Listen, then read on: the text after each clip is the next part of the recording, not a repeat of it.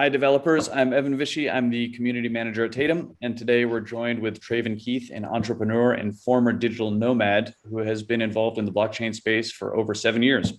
He is a jack of all trades, and he's got a ton of interesting experiences under his belt. So we're really excited to sit down with him and get a chance to pick his brain. So, hey, Travin, thanks for joining us. Hey, Evan, thanks for having me. It's an honor to be here. But what exactly is your relationship to blockchain, or what do you do in the blockchain world?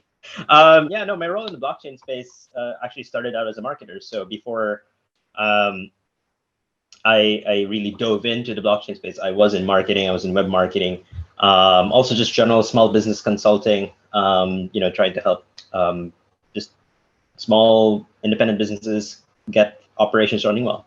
And then I decided that I was bored with it. Actually, after dropping out of a master's program because my startup in the US ran out of money, I decided to get back into blockchain, and I realized this is actually quite interesting, and I want to be a bit more technical. So I used to work in tech support, and like I said, I did learn how to code a little bit. And so I said, why don't I try to be this person who's in between the tech side and the business side? I always kind of valued this position of being able to explain very technical and difficult terms into something that's very understandable. Like I used to volunteer at an observatory, for example, and I used to teach astronomy to kids, as well as the general public. And so that was a nice practice for me. And so, in the blockchain space, around 2016, when I really started diving into it, I just said yes to almost every role, whether it was making websites. Sorry to my former clients if you were unhappy with the website at the end of the day. It was $500. So, and just general community management and all this. And really, it was just so that I could learn, because a lot of the times back then, a lot of resources just weren't available. You learned by doing. You learned by people teaching you directly. And so, it's hard really to describe what I do back then, because it was literally almost everything except core development. And for the NXT Foundation, this foundation I worked at from 2016 to January 2018, I did literally that. I did everything for the project except for core development. So right now I'm an entrepreneur with Immunifi, and I have a bunch of other projects as well. I'm like an advisor for multiple things. So it's as one person likes to say, it sounds a little bit sketchy, doesn't make too much money, but sounds like a lot of fun. Well, speaking of what did you do, you mentioned you had, you worked with small businesses, consulted with a bunch of things. And you mentioned before when we talked that you had a series of startups and business endeavors. So, what were some successes and what were some failures? What were some of the high points and low points of your starting your own startups career? Oh, man. Yeah.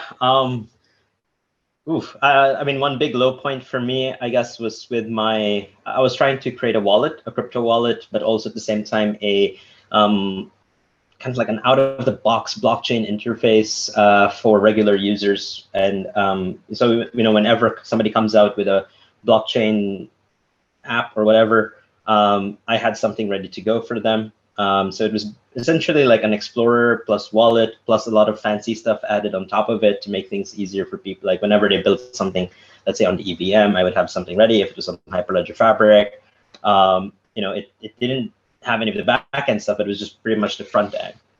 So it was like a portal. That's how I like to call it. It was a big low point for me because I essentially lost all of my money. I was the one who seed funded the project.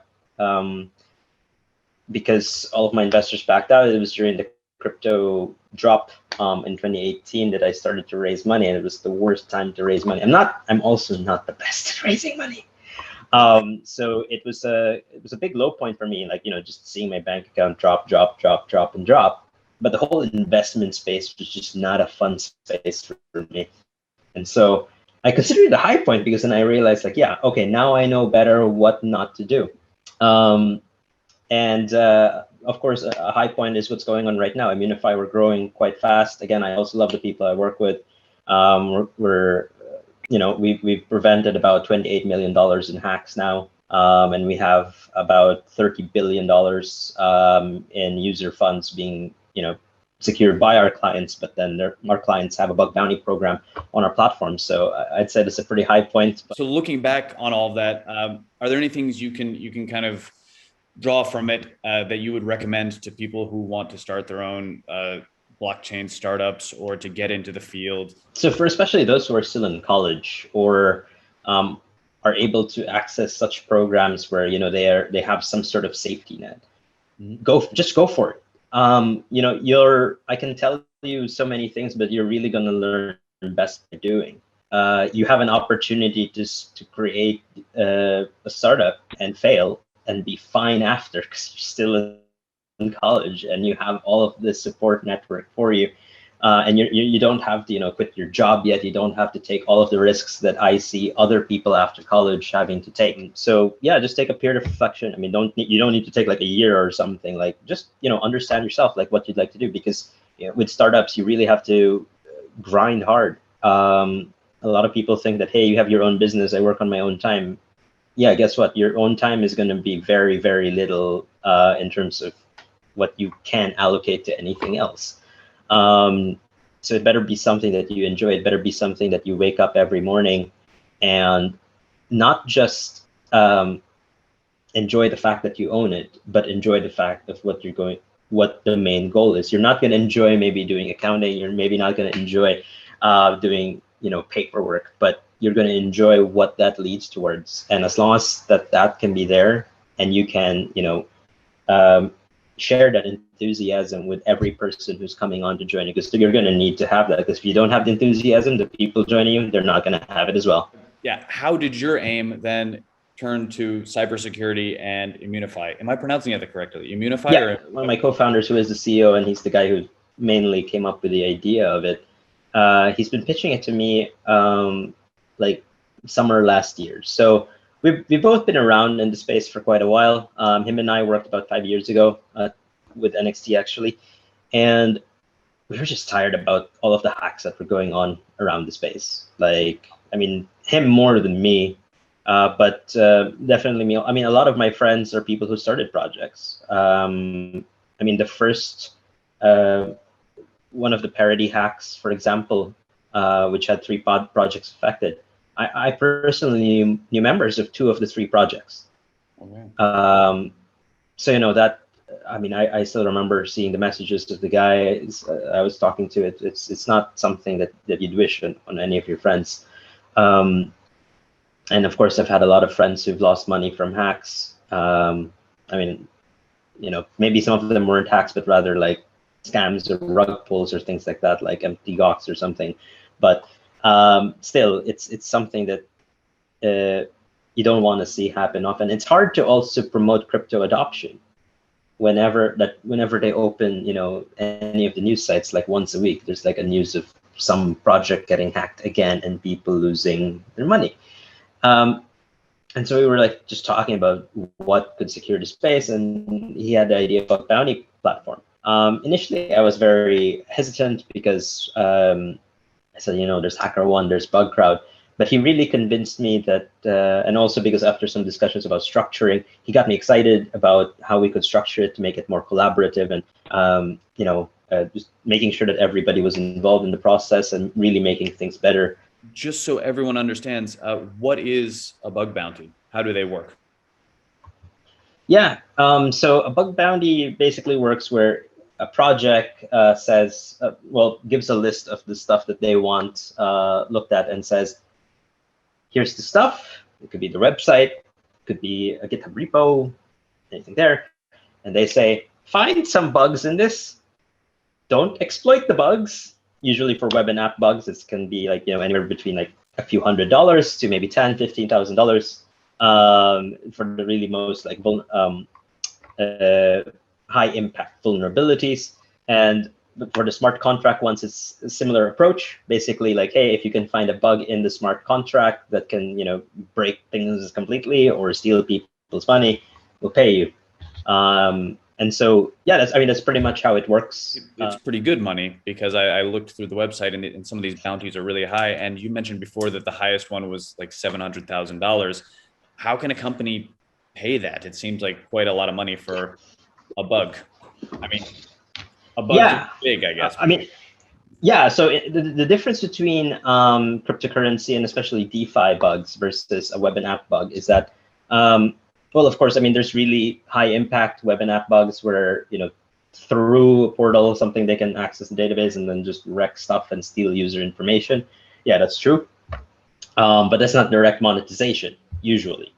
I mean, hacking Visa and MasterCard, that's going to be a different scale altogether. But, in DeFi especially, a lot of user funds are directly locked up. And so that's just a pool of funds ready for a black hat hacker to come in and take the money. So, one hack, although it is difficult to pull off, could, steal everybody's funds. And right now in the DeFi space, you have literal billions of dollars being locked. For one of our clients, for example, they have about $9 billion worth of tokens and coins locked up in smart contracts on their platform. So, if somebody found a bug that could take that money, that's a lot of money. Or even just 10% of that. That's 900 million. So, yeah, I mean, that's why these bugs are more significant. And that's why we at Immunifi kind of push this idea of scaling bug bounties, where the bug bounty payout is relative to the impact that's there.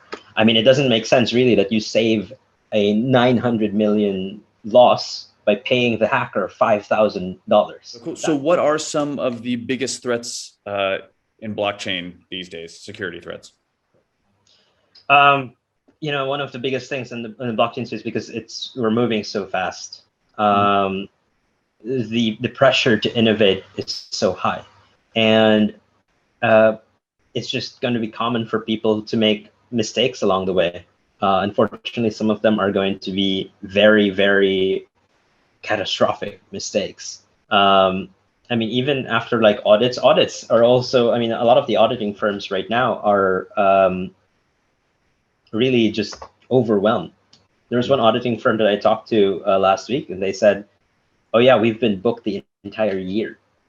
The entire team of the auditing firm was booked for an entire year already. And we're in April.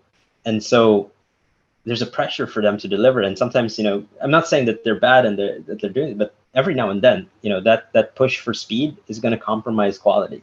There are benefits to decentralization, but there are also downsides. It's not just somebody can press a button and say, let's fix it. And there can, of course, be nefarious actors around the space who will be like, nope, I want that to be messed up. And I will continue to want to have that messed up for whatever reason. They could even lose money on it, but because they're bored, they'll say that.